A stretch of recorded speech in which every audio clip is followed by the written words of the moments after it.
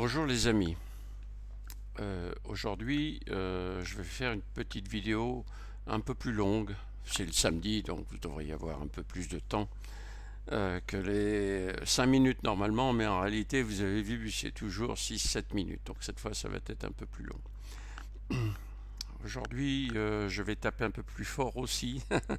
Je suis normalement très cool mais aujourd'hui, je suis un peu énervé. Donc, désolé, hein, j'ai que vous pour.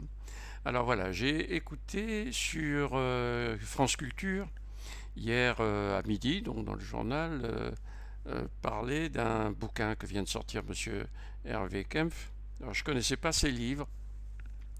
J'ai quand même beaucoup aimé sa présentation qu'il a fait à France Culture de son bouquin. Et ce bouquin, c'est, pardon, je vais vous le dire, c'est que crève le capitalisme. Voilà, que crève le capitalisme. Alors, et il donne des arguments. Bon, j'aime pas beaucoup les thèses complotistes. Je trouve que c'est accorder beaucoup d'intelligence aux gens qu'on suppose mener ces actions-là.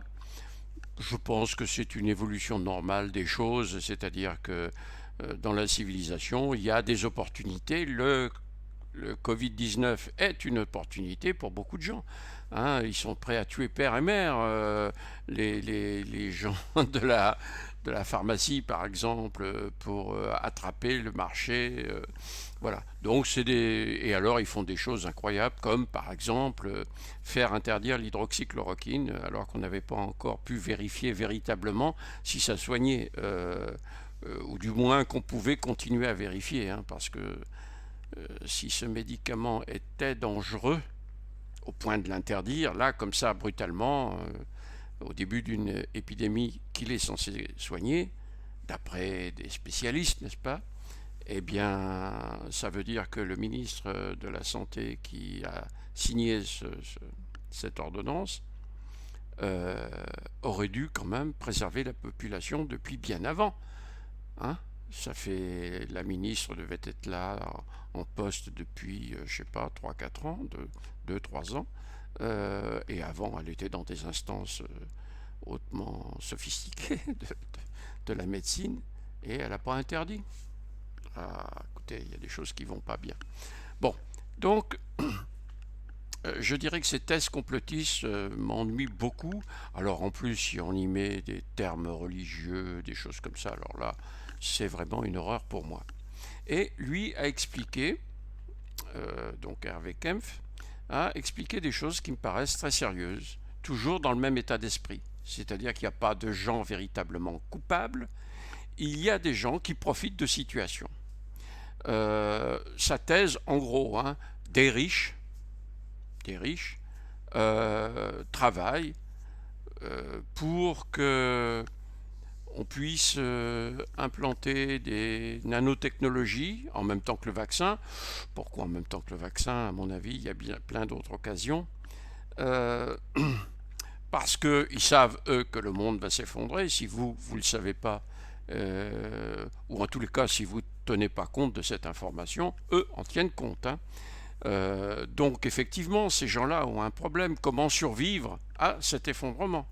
Alors, vous savez très bien que, par exemple, beaucoup de ces gens riches ont acheté des fermes en Nouvelle-Zélande, j'appelle ça des fermes, c'est plutôt des châteaux forts, hein, avec de la terre associée, dans lesquels ils vont faire venir un certain nombre de gens qui, bien sûr, devront être à leurs ordres. Hein. Imaginez le jardinier, 1,80 m, 100 kg, 120 kg, si vous voulez, à qui on dit il faut faire ça, et à qui on donne rien d'autre que l'ordre qui doit obéir. Bon, c'est pas vrai, ça marche pas comme ça. Donc effectivement, pour tous ces gens-là, ça serait bien qu'ils puissent avoir des moyens de pression, comme une petite puce implantée dans un muscle, par exemple, commandée par la 5G, qui va lui donner l'ordre, par exemple, de vouloir travailler, d'être actif. On ne peut pas donner l'ordre de travailler, mais on peut donner l'ordre d'être actif, de vouloir bouger, quoi. Hein. Ou bien au contraire de dormir. Voilà, donc en fonction des moments, en fonction des situations, c'est vrai qu'une intelligence artificielle qui n'a rien d'intelligent, mais qui exécute bien ce qu'on lui a appris, euh, est capable de guider comme ça un humain. Oui, ça, à mon avis, ça c'est tout à fait possible, hein. C'est pas, c'est bien sûr de la technologie très sophistiquée, hein. Il faut avoir des particules de nanotechnologie capables de s'implanter dans le corps et d'y rester. Il faut qu'elles soient connectées à la 5G. Ça, c'est pas un problème, hein. Maintenant, c'est tout petit, petit, petit, c'est minuscule, hein. Et puis, il faut un peu de matière, je dirais, de virus ou de cellules associées à cette robot en nanotechnologie est capable de générer des, des hormones qui sont capables de modifier la, la vie, l'état physiologique d'un individu. Ça, c'est tout à fait facile, hein. Vous pouvez même lui dire endors-toi, pouf, il va s'endormir, c'est certain, quoi, hein. Ça, on sait faire. Alors, ça prend peut-être 3-4 secondes, mais, ou 3-4 minutes, peu importe, c'est pas ça le problème, hein. Donc, ça, c'est effectivement, je pense que ça pourrait peut-être pas être un complot, mais être une solution technique envisagée. Alors lui dit, bon, l'évolution de la technologie, c'est faire en sorte allonger la durée de vie, c'est enfin plein de choses comme ça. Bon, j'ai envie de vous dire, tout ça c'est du délire. Ils savent certainement le faire. Je suis persuadé qu'on saura le faire. Mais commander un humain comme ça, alors qu'il n'a je ne sais pas si vous avez entendu parler de la pyramide de Maslow, ce sont les besoins des humains, les besoins fondamentaux. Ça commence par boire et manger, et puis ça se finit par avoir de l'ambition, avoir de l'empathie avec les autres, enfin, etc. Tout un tas de choses qui sont nécessaires pour qu'un humain vive. Donc je ne pense pas qu'on puisse comme ça conduire une petite armée tout seul assis dans son fauteuil, attendre que l'ordinateur commande la petite armée pour que l'armée produise des légumes, produise l'eau potable, etc. Bon. Donc, effectivement, il y a des gens qui croient certainement ça, et je pense qu'il y a des scientifiques qui sont capables de leur dire mais oui, oui, oui, il faut beaucoup travailler, il nous faut beaucoup de millions. C'est pas un problème, ils les ont, hein, même ils ont des milliards. Donc, et on va vous développer ces choses-là. Oui, oui. Bon, il faut savoir quand même que le gouvernement néo-zélandais a interdit l'installation de ces gens-là. Ils sont pas fous, les gens. Bon, alors ils se rabattent sur la Suède, sur d'autres pays. Ça va, ils ont les moyens de voyager, c'est pas le problème pour eux.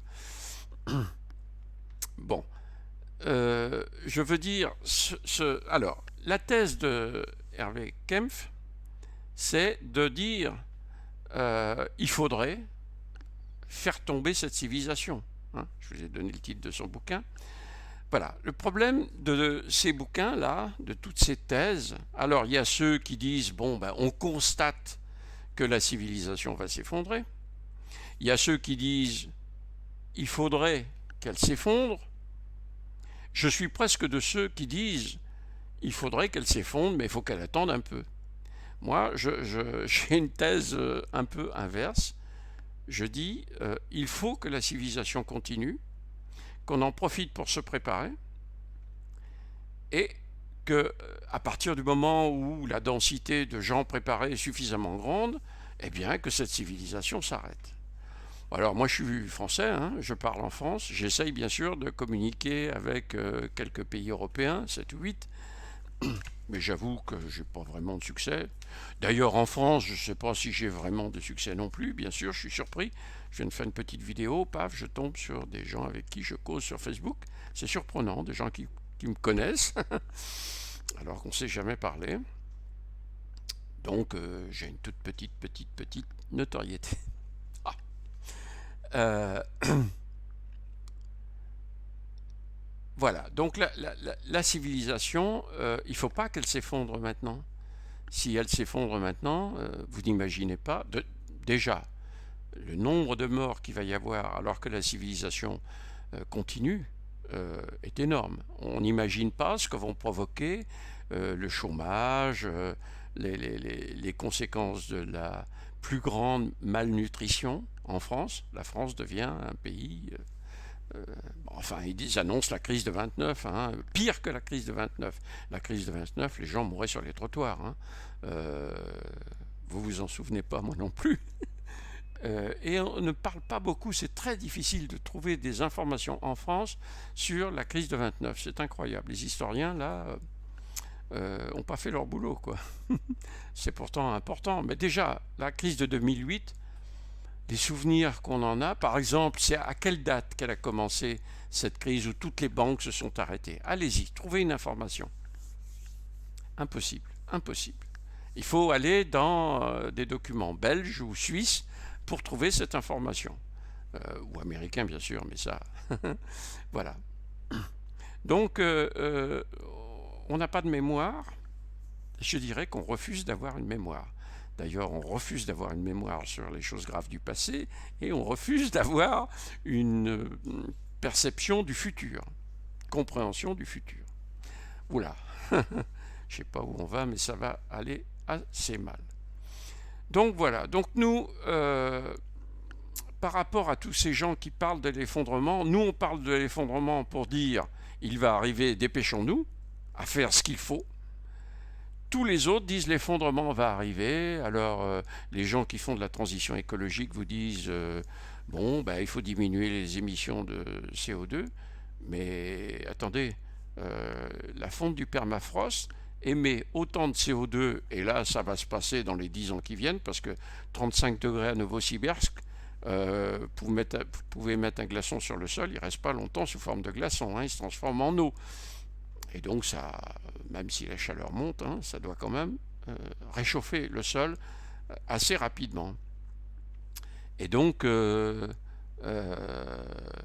bien, la fonte de ce permafrost émet du CO2, bien sûr, bon, dans des quantités absolument phénoménales, et émet surtout du méthane, qui, lui, réchauffe, je ne sais plus, 30 fois plus, enfin participe au réchauffement de la Terre 30 fois plus en densité équivalente que du CO2. En fait, en équivalent CO2, la fonte du permafrost va injecter dans l'air, c'est-à-dire dans les 10 ans qui viennent, hein, je pense que j'exagère pas trop en disant ça, dans les 10 ans qui viennent, autant de CO2 qu'on en a émis depuis le début de l'ère industrielle. Bonjour les dégâts. Hein, il ne fallait pas dépasser les 1,2 degrés, soi-disant, avant 2100. Les Australiens nous ont dit qu'on aurait 3 degrés en 2050, et ils n'avaient pas du tout prévu le permafrost, parce que tout le monde pensait que ça allait prendre, s'il fallait attendre 70 ans pour que ça commence à nous inquiéter. Bon, là, dans 10 ans, c'est fini, l'opération est terminée. Hein. Vous voyez bien que tous les étés se réchauffent. On vient de vivre les 3 années les plus chaudes depuis qu'on sait évaluer la température de la Terre, la température moyenne de la Terre. Donc, moi je dis qu'on ne dépassera pas 2030. Bon, il y a des tas d'autres phénomènes qui sont les aspects financiers, les aspects économiques. Et qui peut imaginer que voilà, le Covid va s'arrêter dans 3 mois, c'est un peu reparti là, hein. Je ne sais pas si c'est beaucoup reparti, mais enfin, moi j'ai des amis qui sont morts du Covid à 43 ans quand même, hein. Enfin j'en ai un à 43 ans, ceinture noire de Jiu-Jitsu, 3e dan, ceinture noire de judo, 3e dan je crois. Oh, ça fait mal quoi, hein. Ça fait mal, ça fait mal. Ce mec jeune, extrêmement amical, bon. Voilà, donc il adorait mon miel. Ah, c'est une bonne raison pour que je l'apprécie. Hein. Bon, donc il faut se préparer. Il faut se préparer. Alors la préparation, je désespère parce que j'ai l'impression que vous attendez la bouche ouverte, que la solution vous tombe dans le bec, quoi. Je suis absolument effaré de voir avec quelle passivité vous vous faites mener J'aime pas beaucoup le fait qu'on dise de vous que vous êtes des moutons. Je vois ça beaucoup sur les réseaux sociaux. Hein, le peuple est un mouton. J'ai envie de dire, c'est bien pire que ça, quoi. Les moutons. Bon, enfin, ils ont peur. Quand ils ont peur, ils courent n'importe où, mais ils courent. Et vous, vous avez même plus peur, quoi. Vous voyez, il n'y a pas besoin de nanotechnologie, de, de médecine très sophistiquée pour faire ce qu'il faut pour que tout aille bien, quoi. Je dirais que même vos révoltes, ça fait partie de ce qu'on attend de vous, quoi. Même vos révoltes. Moi, il y a une révolte que j'aimerais que vous fassiez, c'est de vous dire, voilà, je suis là, je suis dans une famille, j'ai des petits-enfants, c'est mon cas, hein, j'ai des petits-enfants, garçons, filles, je voudrais qu'ils aient un avenir, qu'ils travaillent bien à l'école, qu'ils se marient, ou qu'ils ne se marient pas d'ailleurs, je m'en fous, hein, qu'ils aient des enfants, qu'ils aient des tas de soucis pour vivre, qu'ils divorcent, ben oui, hein, forcément, qu'ils voilà, et qu'ils construisent quelque chose de leur vie qui les satisfasse, qui satisfasse leur ambition de transformer un peu cette société. Je voudrais que ce soit ça pour mes petites filles et mes petits garçons. Mais ça ne sera pas possible. Hein. Dans 10 ans, même si la civilisation continue, elle sera tellement mal en point. Qui peut croire que si dans 6 mois, le Covid-19 s'arrête? Allez, il s'arrête. Bon, déjà, il y a quelques millions de chômeurs. Au lieu d'avoir 4 millions de chômeurs, on sera certainement pas loin des 8 millions. Les entreprises, il y aura partout des locaux disponibles, n'est-ce pas? Et c'est pas seulement ça le problème. Et chaque entreprise, c'est une chaîne qui produit pour d'autres entreprises ou pour des particuliers. Bon, si ces chaînes sont rompues, alors bien sûr, les entreprises qui restent encore vont essayer de trouver. Mais enfin, si ces gens-là faisaient rien, pourquoi les a-t-on mis pas en ne les a-t-on pas mis en vacances? Voilà, si ça sert à rien. Non, ça sert. Ça sert. Et moi, je crois que maintenant, on n'est plus nourri par les agriculteurs. Moi, dans mon temps, dans ma jeunesse, hein, tous les soirs, j'allais avec une voisine qui nous racontait des histoires qui nous faisaient rêver. Alice au Pays des Merveilles. J'ai compris depuis qu'Alice au Pays des Merveilles, c'était pas tellement ça. Bon, mais j'allais chercher le seau de lait. Enfin, 2, 3 seaux de lait en réalité. On faisait donc, je sais pas, 500 mètres, 800 mètres peut-être, pour aller à la ferme de ma tante. Et on prenait notre lait, on revenait. Tous les jours, c'était comme ça. Les agriculteurs participaient à la vie de la population. On avait de temps en temps à ramener un poulet. Voilà, ma mère achetait ce qu'il fallait pour manger, quoi.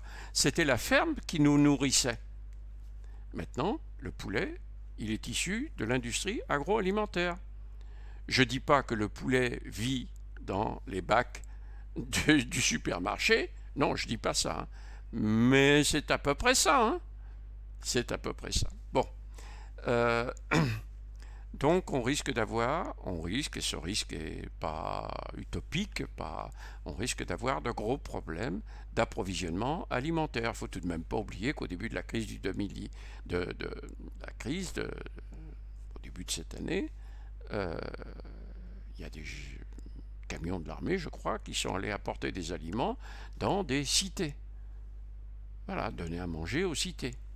Alors c'est parce qu'on a peut-être la trouille qui se révolte et que... Bon. Donc voilà, je trouve que vous êtes passif, que vous ne prenez pas en compte les réalités, que vous êtes incapable de vous occuper de vous-même. Vous êtes incapable de vous occuper de vous-même. Et ça, je trouve que c'est dramatique.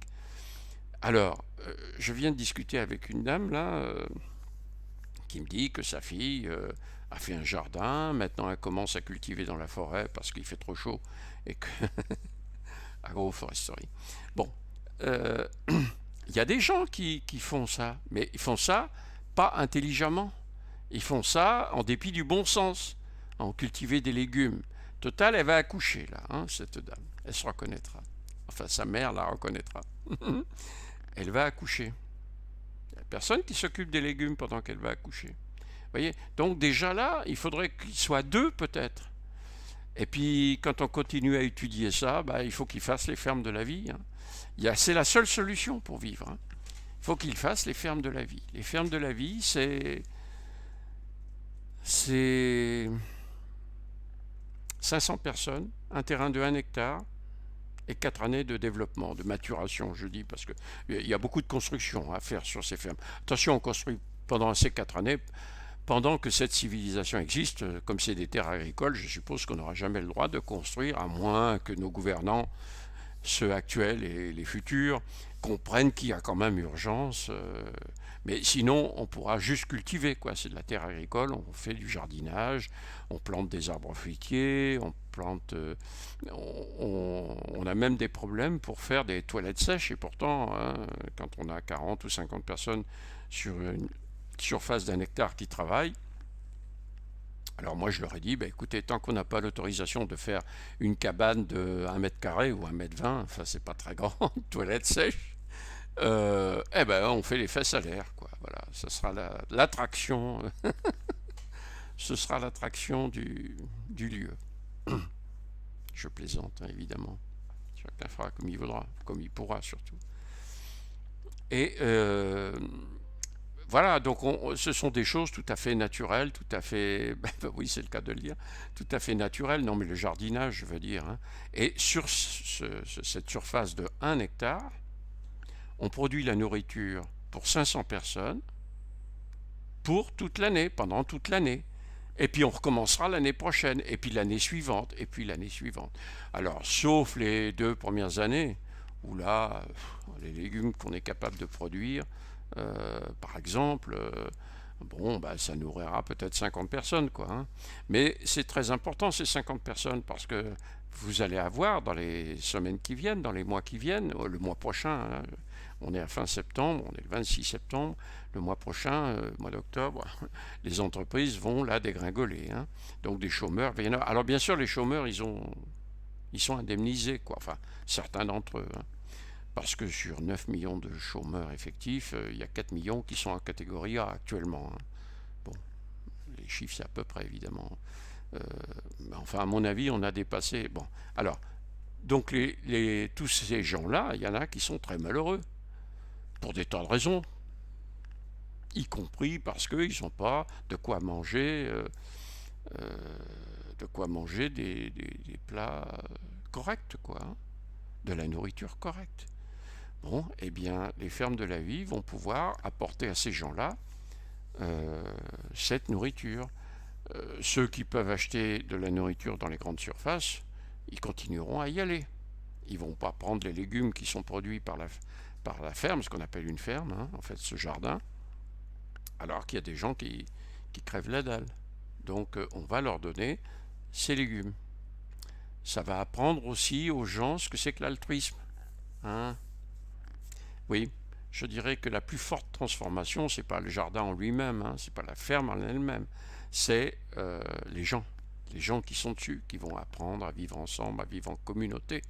J'aime pas beaucoup le mot communauté parce qu'il est très connoté négativement dans des tas de circonstances, mais chez nous c'est une vraie communauté, il faut apprendre à vivre ensemble et à vivre heureux ensemble.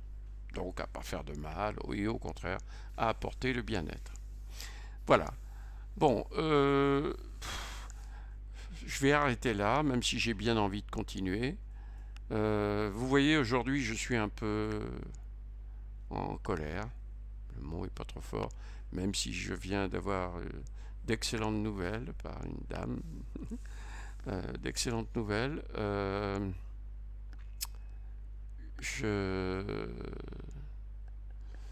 Oui, je continuerai mes vidéos, 5 minutes, j'essaierai de faire 5 minutes, pour vous expliquer ce que c'est que les fermes de la vie et comment ça vous permet de vivre bien. Au lieu d'aller passer 3 heures à vous balader dans une forêt, vous allez aller dans un jardin, vous allez apprendre des choses extraordinaires sur la vie de la nature. Et là, vous allez les côtoyer, ces choses. Apprendre, c'est pas simplement rester assis devant un prof qui vous explique. Vous allez devoir mettre en pratique ces connaissances phénoménales. On est capable de produire sur 1000 mètres carrés, les légumes pour 500 personnes, et même pour, disons, entre 500 et 1000 personnes. Vous allez apprendre donc à faire des conserves, parce que tout le surplus de légumes, il va falloir apprendre à faire des conserves. Je signale qu'on n'aura plus d'énergie, donc il faut apprendre à faire ces conserves sans dépenser des kilowattheures, etc. Il faut que ça soit fait quasi tout seul, quoi. Et c'est possible, hein. Non, c'est pas seulement possible, mais c'est absolument obligatoire. Sinon, on crève. Plus tard, bien sûr, mais on crève quand même. Enfin, moi, de toute façon, à mon âge, c'est une perspective naturelle, je dirais. Mais quand on a 11 ans, qu'on a 20 ans, c'est pas une perspective naturelle. Et pourtant, c'est là. Hein. Voilà. Les fermes de la vie. Didier Lénard. Didier lesfermesdelavie.fr, les fermes de la vie tout attaché. N'hésitez pas à m'envoyer un message. Allez, à bientôt.